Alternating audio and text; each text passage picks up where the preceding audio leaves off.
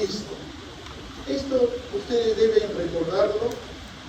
La doctora Ana les ha explicado todo lo que es farmacocinética, pero debemos recordar siempre estas tres fases: la fase farmacéutica, la fase farmacocinética y la fase farmacodinámica, que es lo que vamos a hablar hoy. Pero de todas maneras, las tres fases tienen un proceso, resultado, proceso, resultado, proceso. ¿Cuál es el resultado de la fase farmacéutica? ¿Cuánto del fármaco está disuelto? Disponible para absorberse. ¿Y cuáles son de la parte farmacocinética, aparte de los cuatro procesos? ¿Cuál es la parte de resultado? Fármaco disponible para actuar. Y lo que hoy hablaremos es de esta fase: la interacción fármaco-receptor y el efecto terapéutico que usted anhela o desea. Puede pasar, tome asiento. Ya creo que para la próxima vamos a tener que ir cerrando ya, porque ya la lista ya pasó. Sigo. Entonces, ¿cómo podemos definir farmacodinámica? Aquí he colocado tres autores. Miren, Brenner, Goodman y Penning. Los tres. Y de los tres se ha hecho una integración. Y he observado que la farmacodinámica son los efectos bioquímicos y fisiológicos que los fármacos pueden ocasionar en el organismo. Cuando hablamos de efectos bioquímicos, estamos hablando de los efectos biomoleculares que ocurren en el cuerpo sin que se evidencien efectos. Por decirles, yo uso adrenalina, esta adrenalina se une al receptor beta, luego se ha acoplado una proteína G, S, se activa la adenisiclasa y esta adenisiclasa transforma el ATP en AMP, y todo ese AMP comienza a activar la proteína, ingresa calcio y ese calcio participa aquí en todo este mecanismo bioquímico. Eso es bioquímico. Y fisiológico son los efectos funcionales que aparecen después que el fármaco genera efectos bioquímicos. ¿Qué espero encontrar cuando yo uso adrenalina en el corazón? Que me suba la frecuencia, que me suba, ¿qué más? La contractilidad. Si mido yo el gasto cardíaco, etc. A eso se refiere esta definición: estudio de los efectos bioquímicos y fisiológicos de los fármacos sobre el organismo, así como que los mecanismos, cómo dicho o cómo se producen. Vamos a ver después en esta diapositiva. Ahí tenemos los mecanismos. Tenemos dos mecanismos que tenemos: los de acción específica y de acción inespecífica. De repente ustedes están con la diapositiva del año pasado, pero hay algunas cositas que cambiaron y he borrado porque la clase dice muy larga. ¿De acuerdo? Veamos acá. Miren, definición entonces: para que sea específica, tiene que actuar de una manera precisa, con una estructura que lo llamaremos después diana. ¿Cómo lo llamaremos? Diana. ¿Dónde actúa en una diana? Que puede ser receptor, puede ser una enzima, etcétera, etcétera, etcétera. Luego tenemos el acá ejerce su efecto de manera general, no participa la diana. Interacción: alta selectividad, ¿hacia qué? Hacia una diana específica, que es el receptor, enzima. Y acá no requiere una estructura diana específica. Un día le pregunto a la IA, le digo: quiero ejemplos de fármacos que son de acción inespecífica. Y me dice la lidocaína. Entonces le vuelvo a escribir: te estás equivocando, le digo, la lidocaína bloquea el canal de sodio, por lo tanto no es inespecífica. Y así ustedes tienen que haber revisado para poder contradecirle o decir acepto, si no, no acepto. Perfecto. Sigo. Efectos, respuesta dirigida, controlada, enfocada a una función particular. Claro, si uso un diurético, vamos a pensar que cuánto tiene de gasto urinario. Si uso un inotrópico, ¿cómo me va a mejorar? A eso se refiere. Y acá sus efectos generales sobre el organismo como cambios físico-químicos. Bien, un resumen de lo comparativo. Aquí miren, tengo el específico y el inespecífico. Blanco o interacción con el blanco, sí, el de acá no. Luego, naturaleza del efecto farmacodinámico, efectos bioquímicos y qué más, y fisiológicos, cuando se unen al receptor. Luego acá, físico-químicos nada más. Selectividad alta, baja o nula. Ejemplos, antagonistas beta como el propranolol, también como el bisoprolol, etc. Inhibidores enzimáticos como los inhibidores de la ECA y de la NAPRIL. Bloqueadores de canales como la difenidina. Acá antiácidos, laxantes, hormónicos. Toda esta información está sustentada en estas tres líneas. ¿Se entiende? Sí. ¿Lo estamos entendiendo o está muy rápido? Sí, está bien. Seguimos. ¿Qué son entonces las dianas? Eso es lo que acabamos de hablar. Son estructuras moleculares específicas del organismo con quien interactúan los fármacos para producir ¿qué? Un efecto. Son estructuras. Mayormente son proteínas. Donde el fármaco va a actuar para generar una respuesta. Luego, los tipos principales de dianas terapéuticas. Receptores, que vamos a ver algunos nada más, no todos. Enzimas como dianas terapéuticas. A ver, por favor, esa mocecita que está conversando parece una mosquita. Cierre por favor sus labios. Canales iónicos, transportadores, ácidos nucleicos como diana y proteínas estructurales. Veamos acá. Esto me informó Bullman. Miren quién es lo que predomina como diana. Eso no está en la clase del año pasado. ¿Qué es lo que predomina? Lo que predomina son los receptores, 45%. Enzimas, 28%.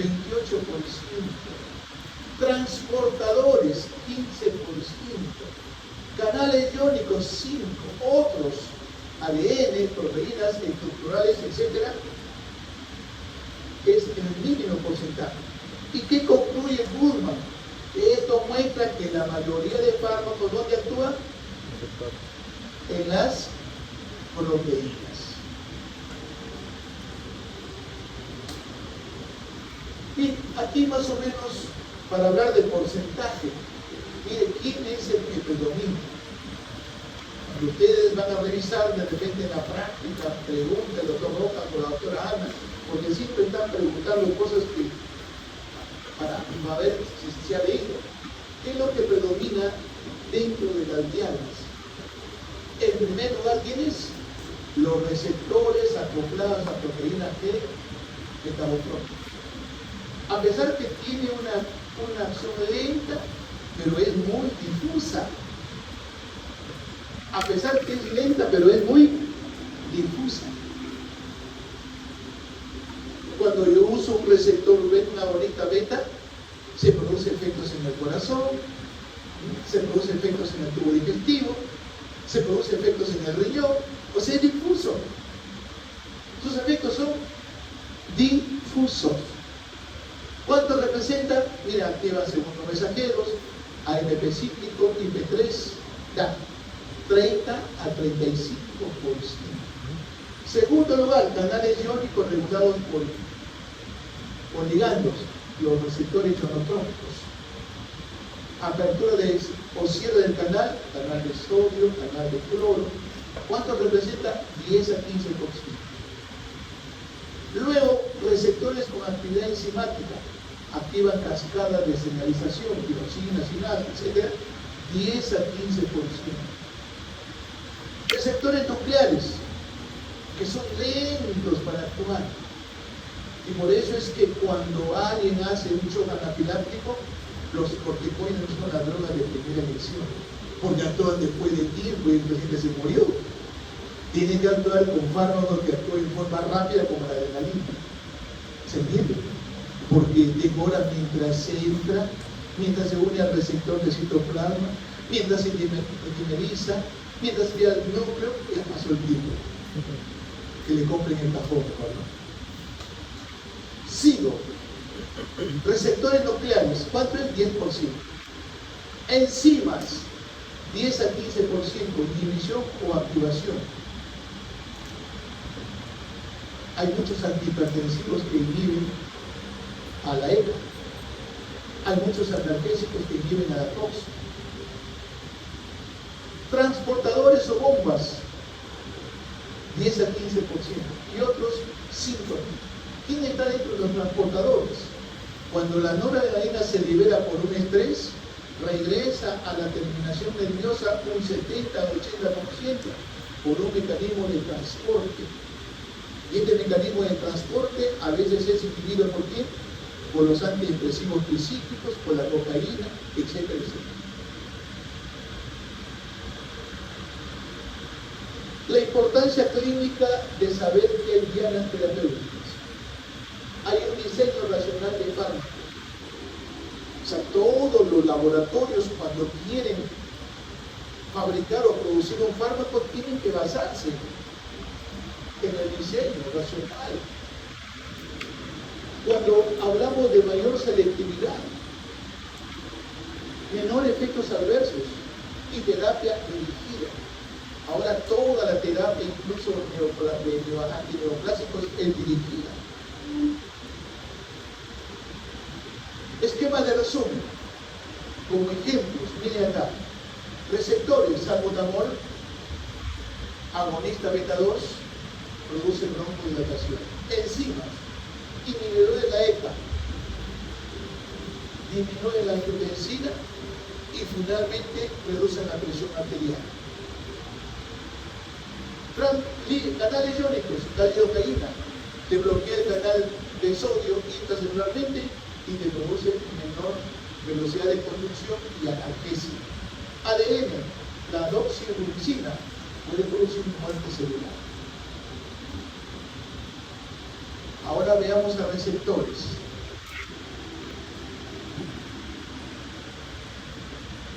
¿Dónde están localizados los receptores? Pueden estar localizados, como dicen, ¿dónde? En la membrana, en el citoplasma o en el núcleo. Principales receptores, olvídense ya de los porcentajes porque ya lo tenemos en la primera parte, ¿no? Son ido completando para tenerlo como referencia. Receptores acoplados a proteína, receptores acoplados a canal iónico, receptores ligados a enzimas y receptores intracelulares o nucleares. Esto es interesante, esta diapositiva, para ver respuestas. ¿Qué tipo de respuesta es más rápido cuando el fármaco se une al famoso receptor llave? Y aquí tenemos en primer lugar a este producto que se llama canal iónico, a los receptores ionotrópicos acoplados a canal. ¿Cuánto es la velocidad? Milisegundos. El segundo lugar lo tienen los acoplados a proteína G, los megabotrópicos, de segundos a minutos. El tercero lo tienen los enzimáticos minutos a horas. Y el cuarto lugar lo tienen los intracelulares horas a días. A este nivel actúan los corticoides, los esteroides. Y aquí tenemos los receptores ionotrópicos, los grupos, el pentamérico, el GABA, glicina, nicotínicos, el tetraméricos, el NMDA, el AMPA, el carinato, y los triméricos, la purifética. los uninébulos. Sigo, acá cargaba acoplado a este canal de cloro, y en este complejo GABAérgico hay varios receptores: el receptor del GABA, el receptor de las benzodiazepinas, el receptor de los analgésicos endovenosos, etc. Y este es el receptor nicotínico acoplado a un canal donde mayormente ingresa sodio y sale potasio. Este es un ejemplo de un canal de sodio dependiente de voltaje. Este es el receptor del canal de sodio. Como le decía a la IA, los analgésicos locales tienen que ingresar a la célula, y dentro de la célula van a bloquear este canal y van a reducir la conducción nerviosa, el dolor, etc. Por eso tenemos canales locales, analgésicos locales por adentro, antiepilépticos por adentro, y a través de la membrana tengo yo el DLT, tengo la famosa toxina de la torsión, y por afuera extracelular la tetrodotoxina, que es la toxina del pez globo de los japoneses.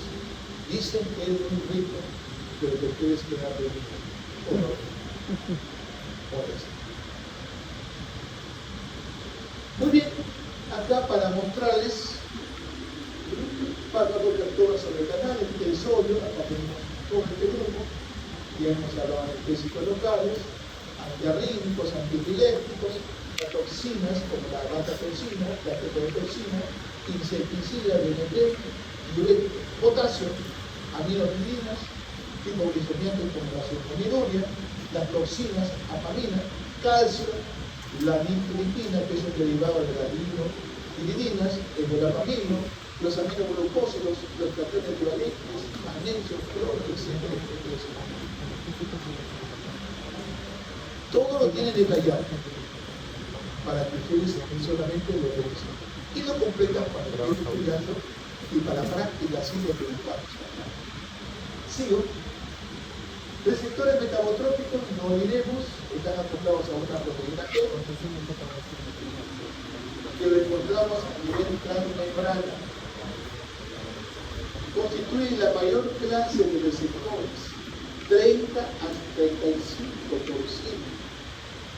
A pesar que tiene una acción directa de microsegundos a minutos, pero tiene una presentación muy difusa.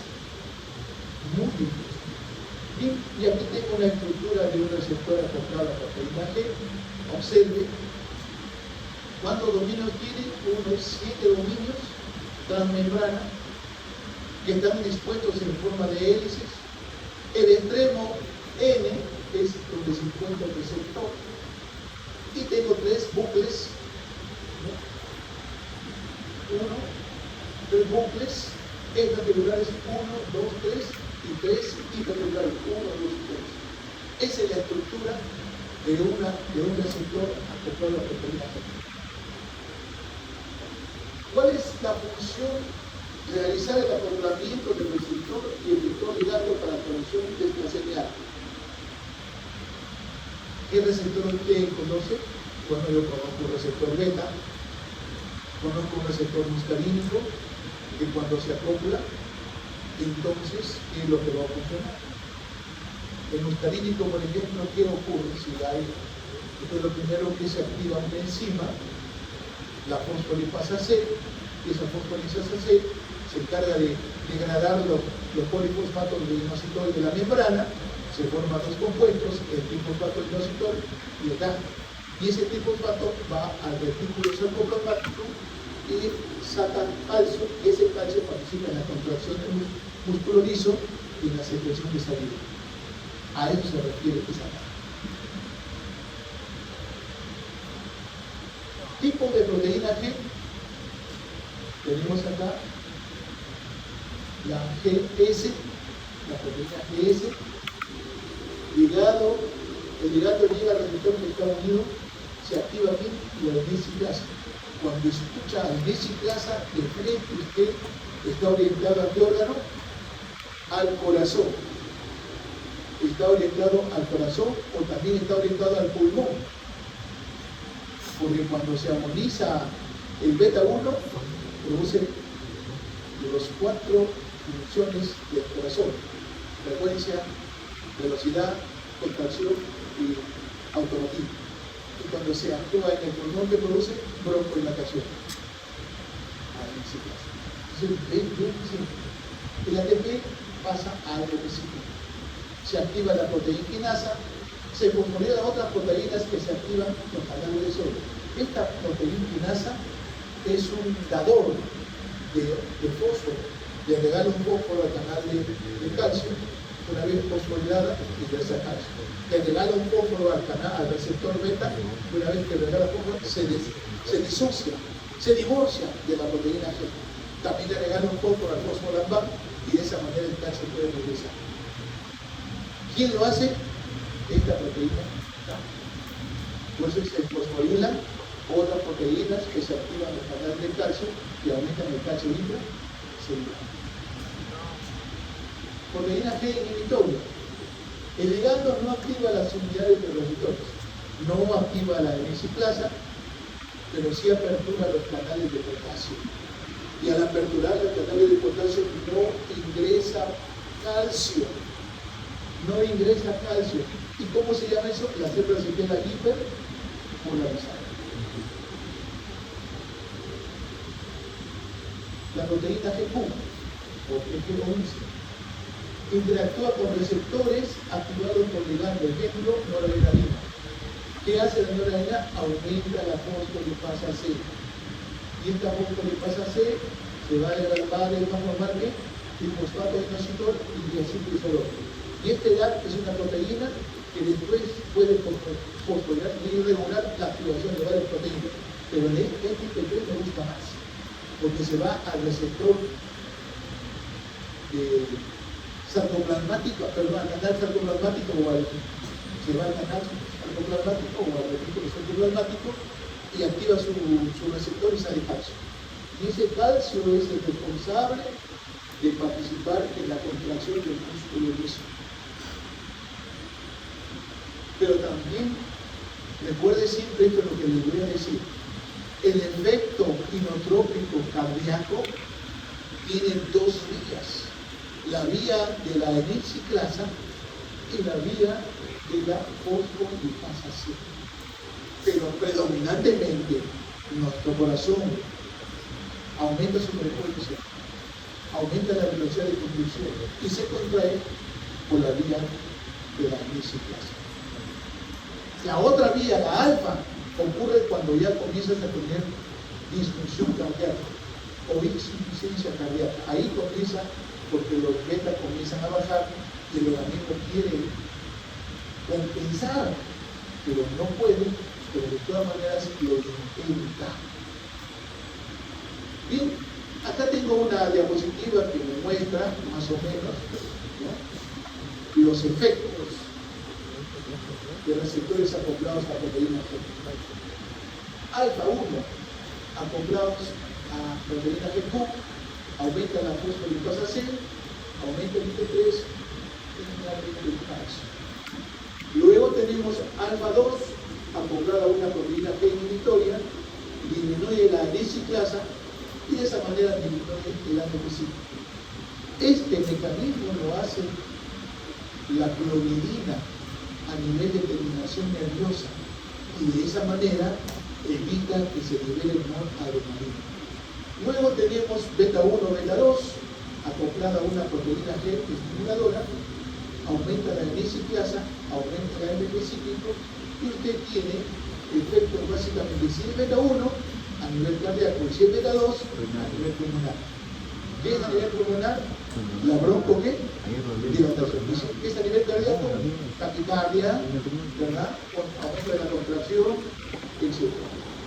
El M2 y M4 acoplados a proteína M1, M2 y M3 acoplados a GQ, proteína Q, aumenta la fosfolipasa, aumenta el IP3 y el calcio. Este calcio que siempre permite la mayor secreción de saliva, la contracción del músculo liso, etc. Y este M2 y M4 acoplado a esta proteína G inhibitoria disminuye la hemisiclasa y de esa manera disminuye la AMP ciclo, que ocasiona en el corazoncito menor frecuencia cardíaca, menor velocidad de conducción. Y a nivel de músculo, poco efecto. Más efecto tiene el sistema de conducción. Ya vamos ingresando a la siguiente clase de la próxima semana. Enzimas. Observe. Fármacos actúan como inhibidores reversibles o irreversibles. Por ejemplo, los órganos fosforados, ¿qué hacen? Irreversiblemente se unen aquí a la acetilcolinesterasa.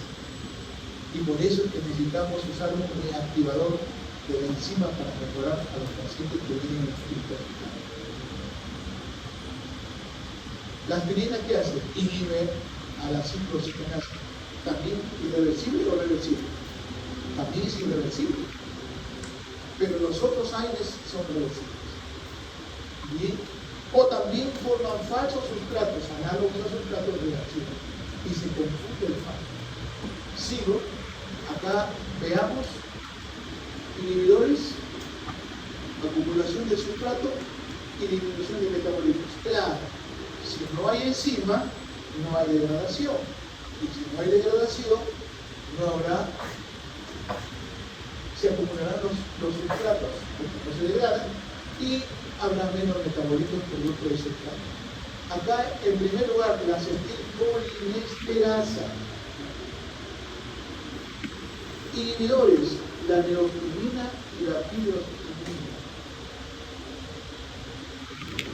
Acción anticolinesterástica. ¿Para qué lo usa el doctor Roja o todos los anestesiólogos del mundo? ¿Para qué usa la neostigmina? Para revertir el efecto de relajante no despolarizante como, cuando podemos decir vaporonio, atracurio, cisatracurio, etcétera, etcétera. Pero también los neurólogos y los cirujanos torácicos lo usan, especialmente ¿para qué? Para inhibir y aumentar la acetilcolina y mejorar el tono en los pacientes que tienen ¿qué? Miastenia grave. En los pacientes que tienen miastenia grave hay menos receptores colinérgicos disponibles, pierden fuerza y mejoran su fuerza cuando se inhibe a la acetilcolinesterasa, que es el responsable de degradar la acetilcolina, aumentando la acetilcolina y de esa manera aumenta el tono. Inhibidores de la ECA, captopril, enalapril, lisinopril, etc. Antihipertensivos. Los inhibidores de la MAPA, la famosa monclofenida, que es un antidepresivo. Sigo.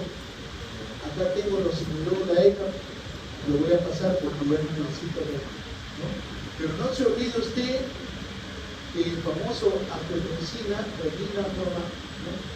Angiotensinógeno, en presencia de renina forma este producto.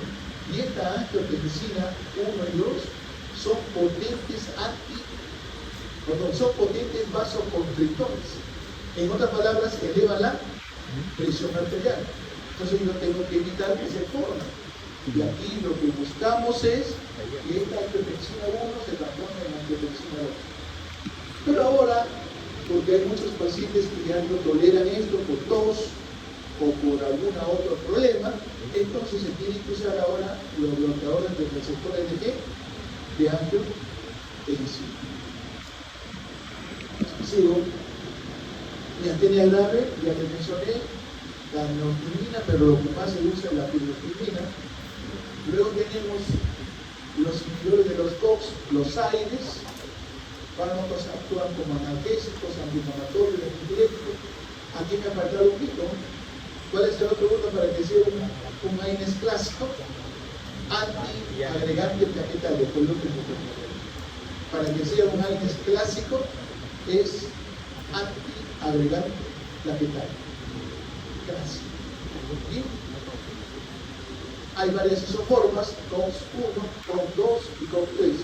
El COX-1 es elevación constitucional y eso es lo que uno debe evitar que se inhiba, porque es protección gástrica, protección renal.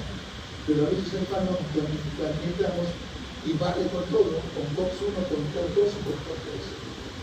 Perfecto. Lo haremos. ¿Sí? Acá para mostrarles que enzima, sustrato y segundo mensajero. Adenina ciclasa, ATP, AMP cíclico. Esa es la función. Fosfolipasa, ¿qué va a pasar? ¿Qué hace la fosfolipasa? ¿Se acuerdan ustedes?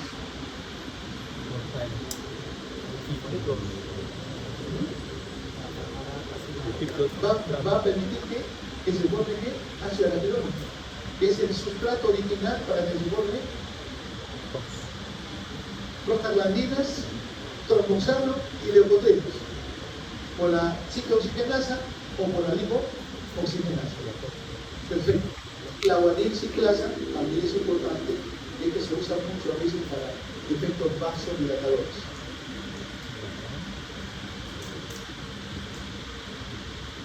Y también ahora la acción de los famosos tipo la patita azul, ¿cómo se llama? ¿Se acuerdan de ellos? ¿Cuál es la patita azul? ¿Se acuerdan o qué tan chivo todavía? Que se usa mucho en los efectos de emergencia. ¿Dónde actúa? Actúa en este lugar. Así que ya ustedes lo van conociendo. Muy bien. Receptores intracelulares.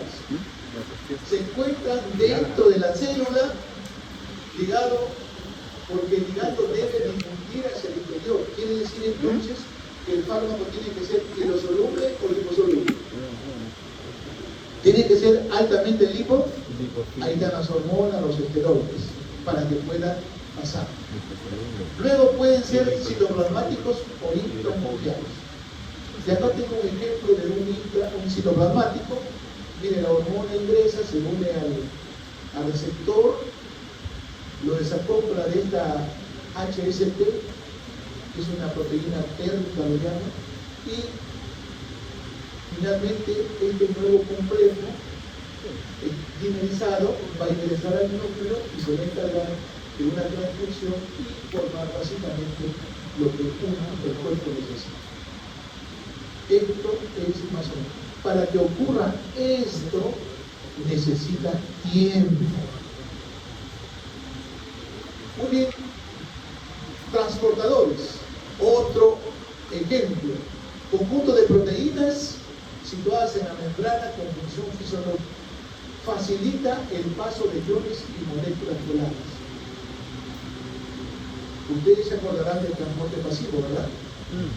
Son tres: la difusión simple, la difusión facilitada y la filtración. Y la difusión facilitada necesita un transportador para que pueda el producto pasar de más concentración a menos concentración.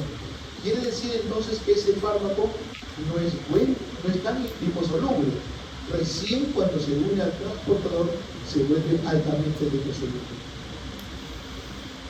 Perfecto, entonces. Esto facilita el paso de iones. Y acá tengo la glucosa, aminoácidos, etc.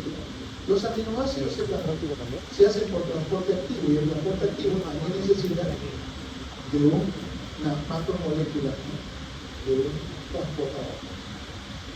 Seguimos aquí para mostrarles fármacos que actúan sobre proteínas transportadoras.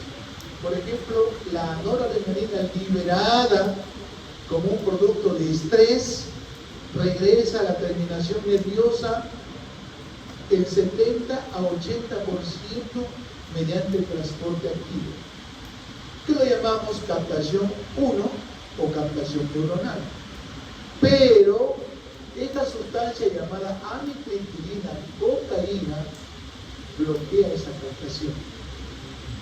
Y de esa manera la noradrenalina se queda más tiempo en la sinapsis y en el efector, y se puede producir una elevación de la presión, una elevación de la frecuencia cardíaca, etc.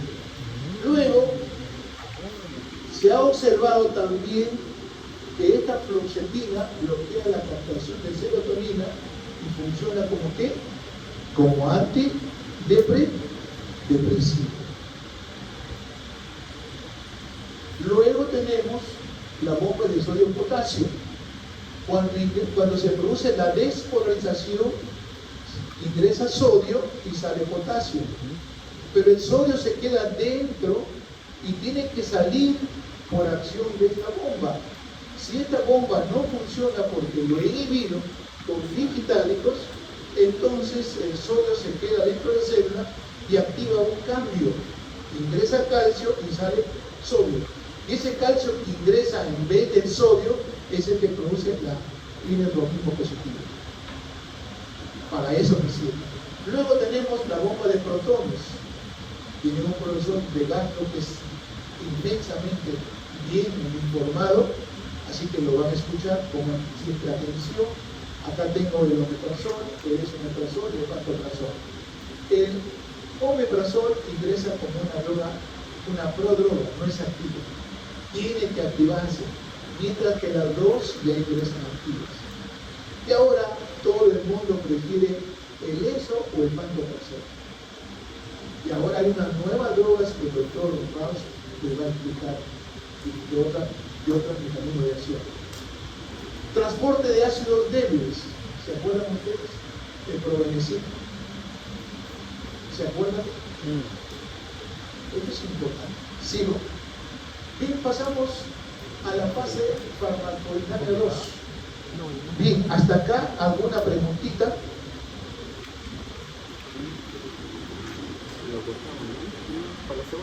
Fíjense, solo hemos hecho 45.